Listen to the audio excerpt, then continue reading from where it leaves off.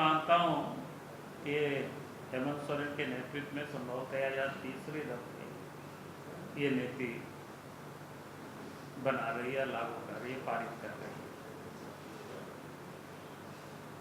तो ये तीसरी दफा भी घोटाला का ही एक प्रकार से एक स्क्रिप्ट तैयार की जा रही है, क्योंकि इसमें जिस प्रकार से उन्होंने प्रावधान किया है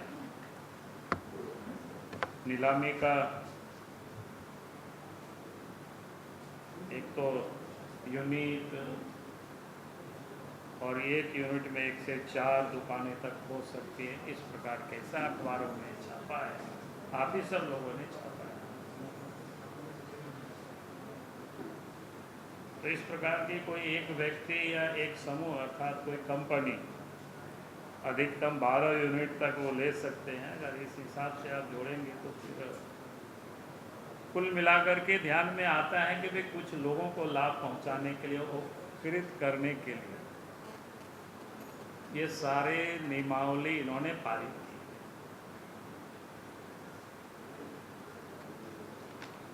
आप सबकी जानकारी के लिए हमने, जानकारी नहीं, आप सबको जानकारी है, सिर्फ मैं स्मरण दिलाना चाहता हूँ।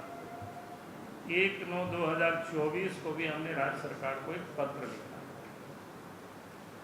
और 1/2/2024 को जो पत्र हमने लिखा, पूरा कंटेंट में नहीं पढ़ता हूँ मैं, थोड़ा नीचे की जो जिस ओर मैंने उनका ध्यान को केंद्रित किया था, वे झारखंड की सामाजिक संरचना में हजारों गरीब, दलित, आदिवासी महिलाएं हैं जो सड़क के किनारे हड़िया दारू बेचकर अपने परिवार का पालन पोषण करती है।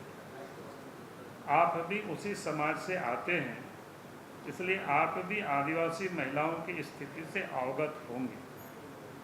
ऐसे में मेरा आपसे निवेदन है कि जिस प्रकार केंद्र सरकार पेट्रोल पंप और गैस एजेंसी के लाइसेंस निर्गत करने में दलितों, आदिवासियों, महिलाओं, दिव्यांगों और सेना से सेवानिवृत्त जवानों को प्राथमिकता देती है, उसी प्रकार राज्य सरकार भी देसी विदेशी शराब दुकानों का लाइसेंस जारी करने में गरीब आदिवासी महिलाओं एवं सेना से सेवानिवृत्त जवानों को प्राथमिकता प्रदान करे। एक बात मैं और ध्यान दिलाना चाहूँगा, चूँकि शराब नीति का निर्धारण पंचायती राज विभाग और ग्राम सभा का विषय है,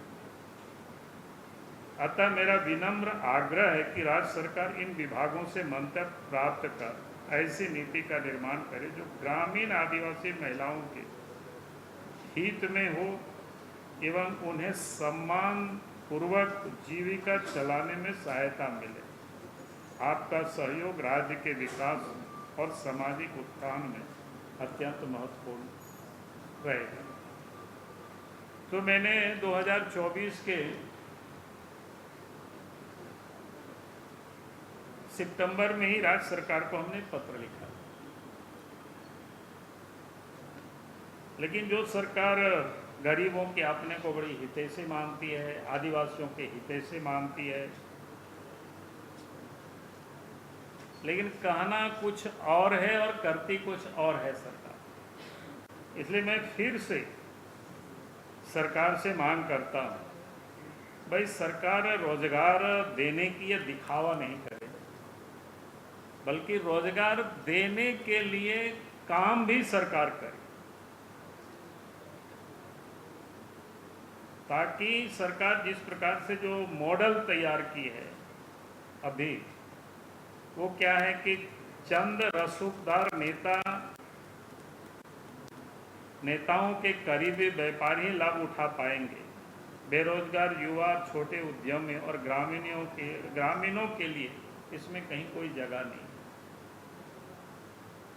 आज तो नहीं, लेकिन मैं बता सकता हूं किन किन लोगों को लाभ पहुंचाने के लिए इस प्रकार की नीति बनी है। जब जरूरत पड़ेगी तो उस समय वो भी मैं बता दूंगा, लेकिन जितना मैं जानता हूँ, इसलिए हम मांग करते हैं राज्य सरकार से, ये सबसे महत्वपूर्ण है कि एक तो दुकान की वो नीलामी करे, अच्छी बात है, एक व्यक्ति एक दुकान, यही होना चाहिए। इसमें कोई कंप्रोमाइज नहीं होना चाहिए। अगर वास्तव में राज्य सरकार चाहती है यहाँ के लोगों को रोजगार मिले, तो एक व्यक्ति या परिवार के लिए एक दुकान की नीति लागू हो, ताकि शराब व्यापार में भी समान अवसर और पारदर्शिता लाई जाए। आप सबके जानकारी में भी है कि गैस वगैरह भी या पेट्रोल पंप वगैरह भी कोई एक व्यक्ति को 2-3 शायद नहीं मिलता है।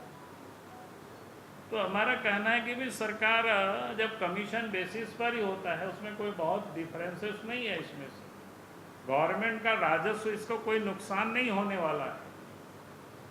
सिर्फ सरकार इसको ये नीति बनावे, क्योंकि राज्य के अंदर में आप सबके जानकारी में है कि खुदरा दुकान 1453 है। आगे बढ़ भी सकता है सरकार के, जैसे अखबारों में मैंने देखा है संकल्प।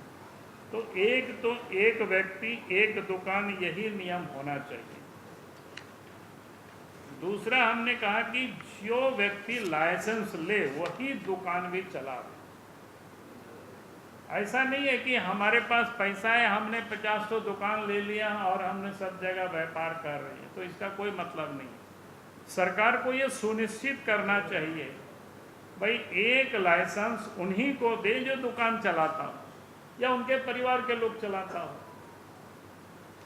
इतना तक तो चलेगा कि भाई परिवार के लोग चलाते भी हैं, लेकिन ये नहीं कि भाई बाबूलाल मारंडी किसी के नाम से लिया 10 और चला रहा है, तो मैं समझता हूँ ये बिल्कुल अपराध है और ये नहीं होने देना चाहिए सरकार को। इसलिए हमने कहा कि जो लाइसेंस ले वही दुकान भी चलावे।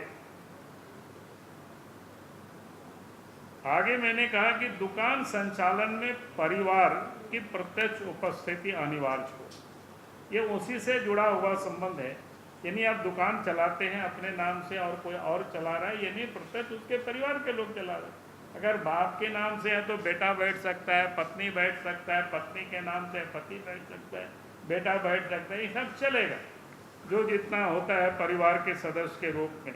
तो यानी वही लोग संचालन करे, दुकान में मौजूदगी वो दिखाई पड़े। फिर हमने कहा कि भाई अधिसूचित जो क्षेत्र है झारखंड में, जिसको क्या कहते हैं एरिया, शेड्यूल एरिया, तो शेड्यूल एरिया में आबादी के प्रोपोर्शनेट एसटी को ही दुकानें मिलना चाहिए। आबादी के प्रोपोर्शनेट ये सरकार को सुनिश्चित करना चाहिए। और उसके बाद ग्रामीण क्षेत्रों में जो महिलाएं दारू हड़िया सब सड़कों पर बेचती है, महिलाओं को उसमें प्राथमिकता मिलनी चाहिए। तो ये पूरे विषय है ताकि इस का उद्देश्य राजस्व के साथ साथ रोजगार भी होना चाहिए, ताकि कहीं कोई घोटाला नहीं हो सके, इसकी सरकार को देखना चाहिए। और सरकार अगर ये नहीं करेगी तो निश्चित रूप से झारखंड में इस मुद्दों को लेकर के जनता की आंदोलन का उनको सामना करनी पड़ेगी सरकार को, क्योंकि ये मामला कोई छोटी मोटी नहीं है, मामला बड़ी मामला है। और इसलिए मैंने पहले भी सरकार को पत्र लिखा था और आज मैं आप सबके माध्यम से सरकार के संज्ञान में ये सारे बातों को हमें लाना था। इसलिए मुझे लगा कि आज विषय